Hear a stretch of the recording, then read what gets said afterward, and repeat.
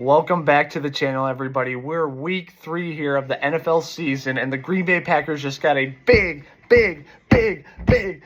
dub over the Tennessee Titans. What a game. The Green Bay Packers' first time ever beating the Tennessee Titans in Nashville. Their first win ever in franchise history.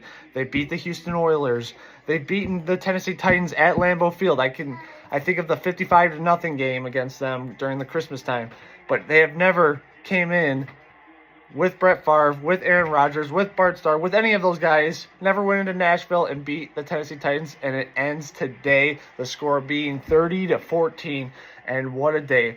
So many things to discuss right now, but I want to start off by praising the man, the myth, the legend, the Packers general manager, Brian Gutekunst. And let me tell you this, your team lives by your general manager, and he also dies by your general manager. And today we lived another day.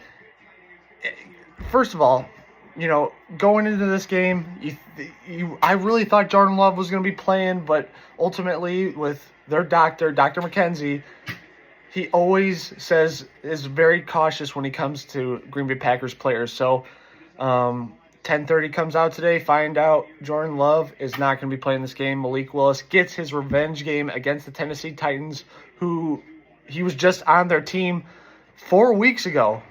4 weeks ago, Malik Willis was on the Tennessee Titans. And what does Brian Gutekunst do? We had a shit preseason. You had Michael Pratt out there at quarterback. You had Sean Clifford out there at quarterback during the preseason.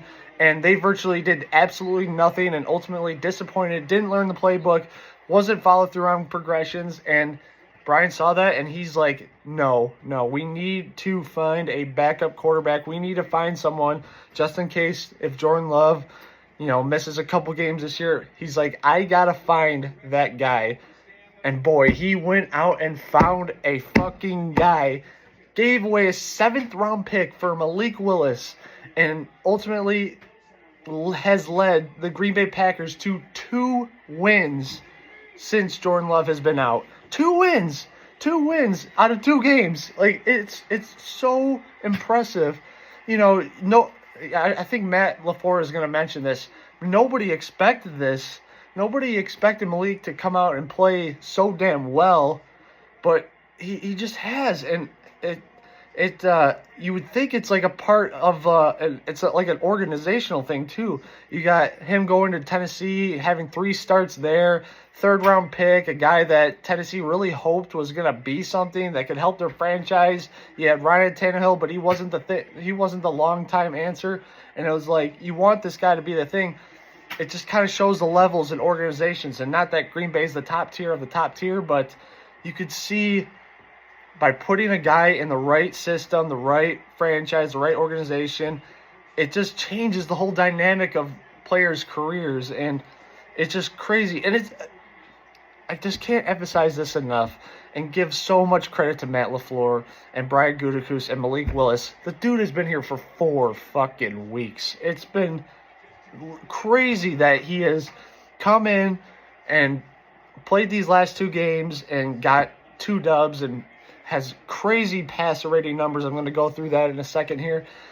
But it's just credit to Brian Gutekunst for finding this guy and just searching through everything and getting the guy that he wanted. And he trusts his scouts, trusts his player personnel guys, and he went out and got him for a 7th-round pick of nothing. He got him for Malik Willis for free. The Tennessee just decided to give up on him basically, and he got him. It was really cool. And another guy that is really paying dividend. It's already turning into be one of the best free agent pickups in Packers history. I know it's only week 3, but Xavier McKinney, three interceptions to start the season. 1 interception in the first game, 1 interception in the second game, and another today to seal the game. Xavier McKinney is that fucking guy. I did not realize his game. I now know his fucking game. It's just so fucking impressive that and he's not gonna get a fucking interception every game. I know this, but it is so cool to see this guy come in I don't like using these words, but it's very Charles Woodson-esque. Comes in your DB's room and just changes the whole dynamic of the defense. And same goes with Jeff Hafley. What a fucking game for Jeff Hafley, the new defensive coordinator for the Packers. You come into this game, Joe Barry was the defensive coordinator last year. They had a franchise low in Green Bay Packers history, 7 interceptions all of last season. Lowest in franchise history, only 7. Through 3 games now, they already have 7. Unbelievable. Unfucking believable. 7 interceptions already through 3 games. 7 all of last year. It's just nuts. 2 today. We're going to go through it all. But, man, I want to go back to the offense and back to Brian Gutekunst. What a game for Brian. And what a game for Matt LaFleur. You can't claim Coach of the Years through the first 3 weeks of the season, but he is definitely that guy. Matt LaFleur is for sure the front runner for NFL Head Coach of the Year through the first 3 weeks. And what a great resume builder for Matt, too, that, you know, obviously you want Matt as your head coach forever, but if something were to ever happen where he leaves Green Bay, he can always have that on his resume, that a guy like Malik Willis, who was a nothing basically, comes in and Matt LaFleur is able to coach this guy and give him a great game plan and surround him and put him in good situations to have Malik Willis succeed. Like, what a great resume builder for Matt LaFleur that is. And, man,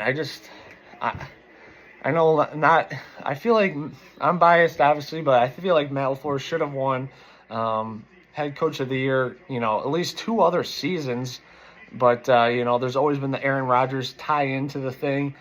And it's like, well, this guy, he's only winning because he has Aaron Rodgers as a team. Well, obviously not anymore. You look at last year with what happened, getting them a playoff win with Jordan Love as a first-time starter. And then right now, them winning 2 games with Malik Willis. It's just absolutely impressive stuff by Matt LaFleur. He is the golden goose right now of the NFL head coaches.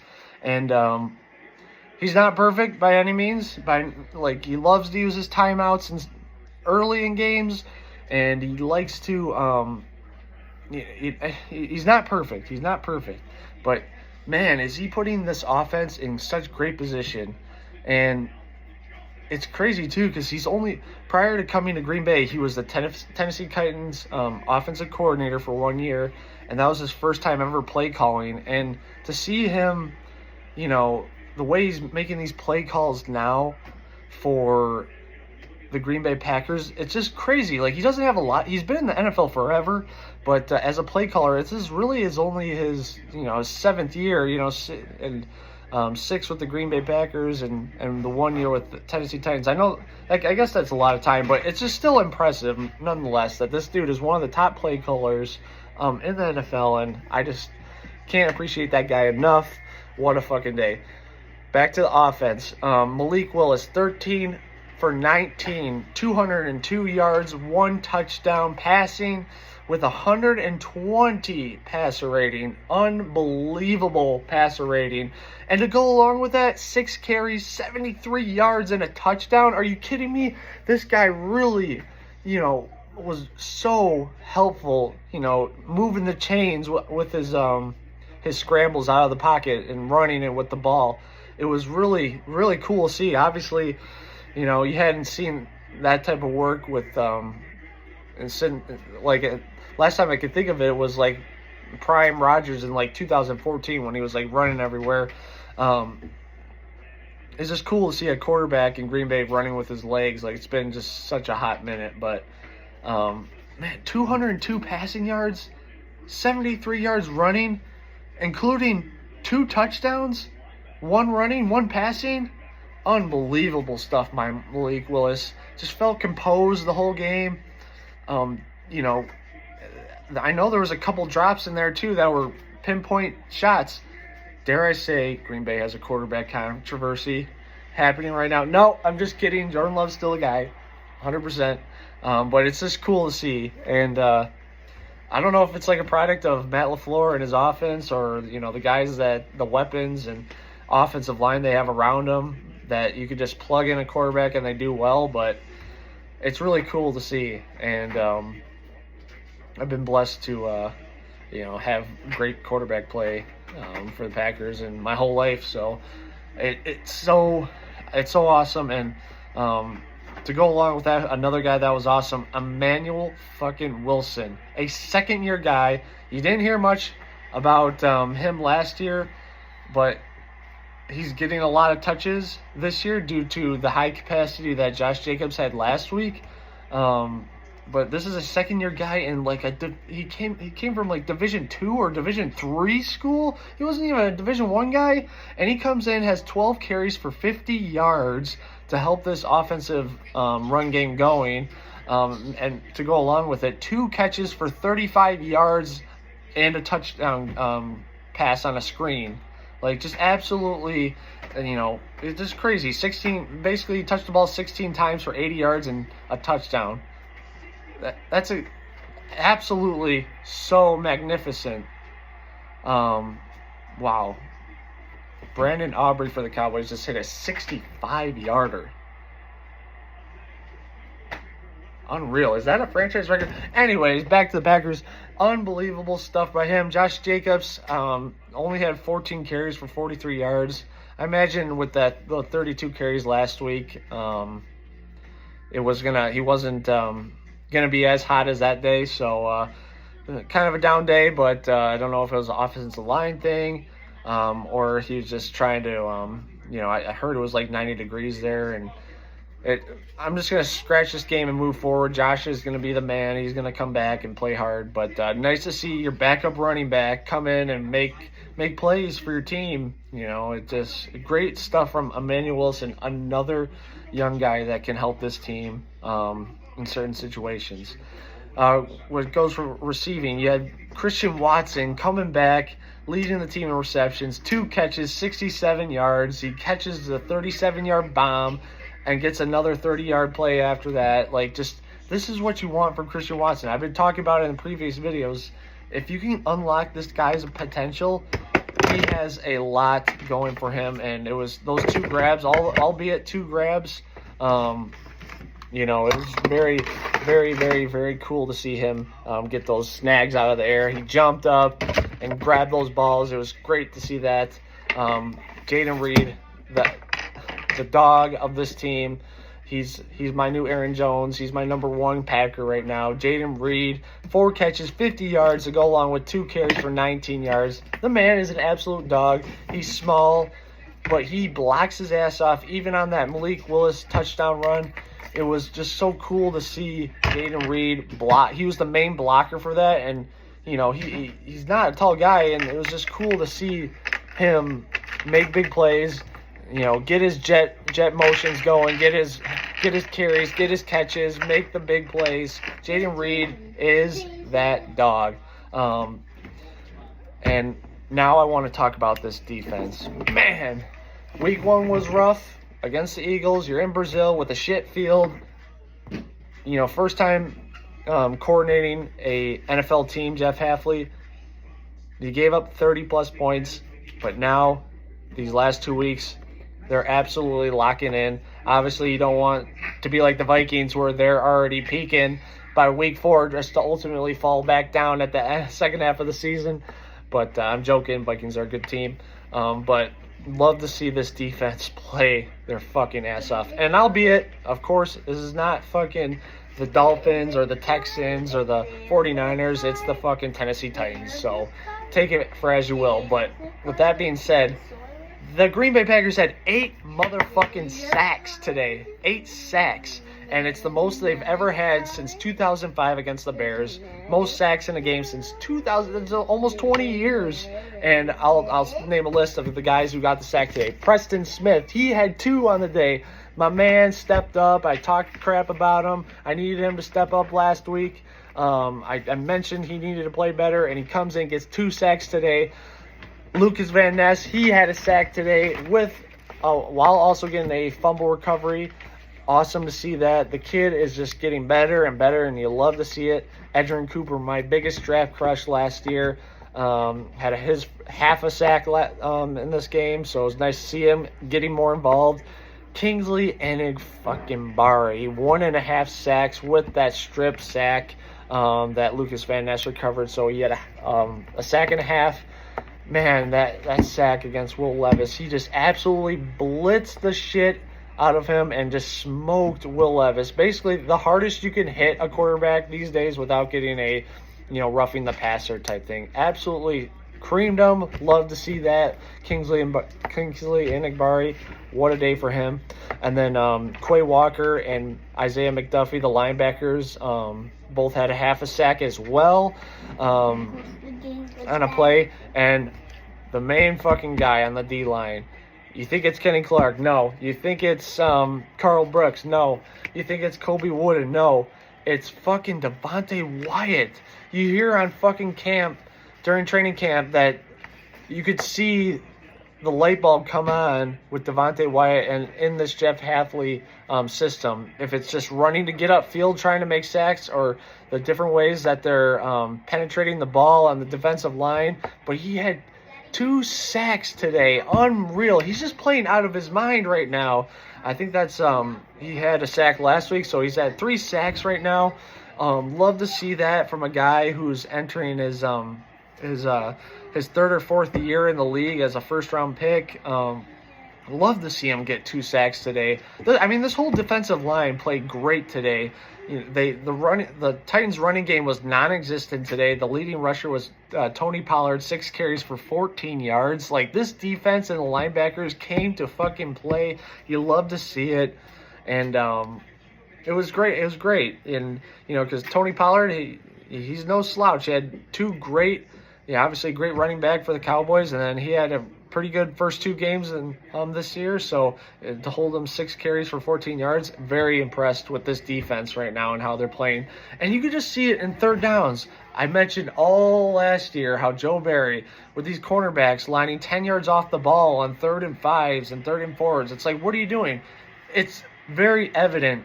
You see Jair lining up nose to nose with these guys, and Eric Stokes and Carrington Valentine last week. They're playing man to man. They're playing up against the these wide receivers. It's just so, you see good defensive play right now. And I know, once again, I'll say it again, it's the Tennessee Titans, but it's so fucking cool to see this defense do its thing. Held them to 14 points.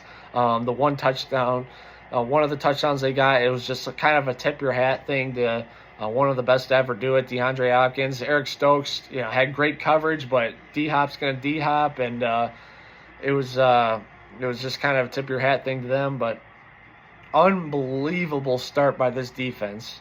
Unbelievable start. And I forgot to mention, with Xavier McKinney, Jair Alexander had a pick fucking 6. Probably the most excited I've been all year. Pick 6, Jair Alexander. I've been down on the man. I've been wanting him to play better, and I felt like the transition was coming back where offenses were targeting him more. And it was great to see him get this pick 6 and play so well against guys like D-Hop and Calvin Ridley. I mean, Calvin Ridley only had 1 catch all game. Unfucking real. Jair played his fucking ass off. And, I know Calvin Ridley and the older DeAndre Hopkins aren't the best wide receivers in the league, but they're no fucking slouches. I guarantee you that. And it was so nice to see Jair get that confidence back. Man, there's nothing. I don't think there's anything better than a pick 6 from your defense in the NFL. Like, that's like the most exciting shit of all fucking time. But next week the Packers got the undefeated Vikings. Sam Darnold, hopefully he can play. I want to beat them at their fullest. Aaron Jones, revenge game. He's going to have 100 yards coming back to Lambeau. He will have a touchdown. He will have over 100 yards rushing. So that is going to happen. But I hope Jordan can play next week. I think we have a chance to beat the Vikings 100%. I think we can beat them, and Vikings doing their Viking shit right now. They're peaking in week 3 to ultimately set up for their fucking demise in the second half of the season. But I just can't wait. I know Jordan will be back, I believe, next week, and I can't wait to see them play at Lambeau Field. 2-1 versus 3-0. It's going to be a great game. This defense has shown up. This offense has done good things with basically through Matt LaFleur. Offensive line is playing pretty good. Only thing that's killing this team right now is fucking penalties. Rasheed Walker, most penalized tackle right now. Don't like to see that. But penalties are just killing this team right now. That's the only thing that's stopping this team from being fucking really, really great. And if they can clean that up, sky's the limit. Jordan comes back, plays his ass off, comes in with that swagger that he has and that calm confidence. Just get guys like Dontavian Wicks, who hasn't been really a thing this year. Gets guys like Christian Watson going. Gets Romeo Doubs going. Romeo Doubs only had one catch today, but it was a big catch. I think it was like for 18 yards. Just get those guys going. Get the Tucker Kraft going. Get the Luke Musgraves going. This offense is set up very well. But credit to Malik Willis. Comes in to Tennessee, the team that basically let him go, and throws 202 yards and rushed for 73 yards, and then has 2 touchdowns to go along with that. Unbelievable. Matt LaFleur, coach of the fucking year so far. And Brian Gutekunst, credit to you, pal. Like, just absolutely, with your draft picks and your free agency pickups, like Xavier McKinney, getting him. And, think about it.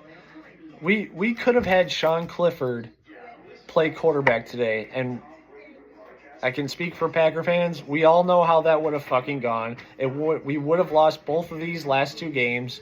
We'd be 0-3 and staring at potential, not making to the playoffs now because of that 0-3 start. We could have had Sean Clifford in there, but Brian said no at preseason. No, I need to find a backup quarterback just in case Jordan Love gets hurt. Ironically, he gets hurt week 1, and to see him go out and get Malik Willis it's cool. Trust me, I was no Malik Willis fucking believer at all. I remember having this discussion with a friend of mine in his pre-draft process. I've never been big on guys that come from those weird schools like Liberty, and I just never believed in those type of guys. But and he was like, there's guys like Roethlisberger, and there's guys, all different types of guys. But I'm just like, I'm just done with that day and age. I'd rather have a guy that has played those schools, those big time schools. I wasn't a believer of Malik Willis, plain simple. And even the trade, I was like, oh, what that was kind of weird. I know it was only a 7th round pick, but it just felt weird. You drafted Sean Ryan in the 5th round 2 years ago, and then this year you drafted Pratt in the 7th round.